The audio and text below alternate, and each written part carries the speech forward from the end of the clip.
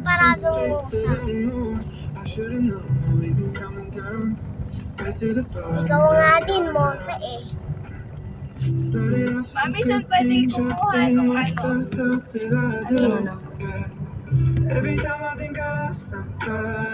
Voter certification. Ng ano? Voter certification. Sa munisipyo.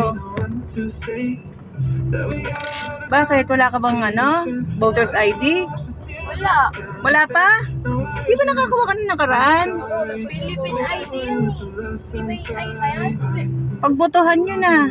Wala. Yung papel lang na ano. Yun na nga yun. May bibigay sa'yo. Wala. Hindi, yung papel lang nung ano, yung gano'n, yung maliit.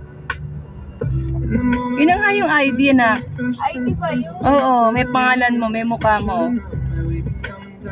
Wala. Dati ah. Ah, hindi ka pa na... Straight lang na gano'n. Yung Ah, yun ang ibibigay sa'yo. Bibigyan ka no. Kaya may ganun ka. Nahawak mo pa yun. Nawawala. Eh, yun ang pakikita mo eh. Wala na yung ID mo.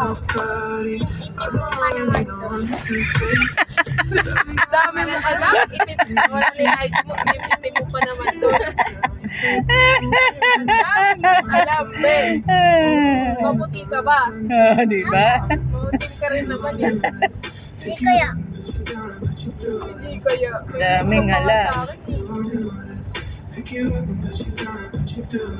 nga, hindi na ako pumunta. Kumuha nung ano. Ate mo, wala pa. Kumuha na kayo. Sayang yun. Yung ano, parang license. O, sa barangay yun. Libre lang yun.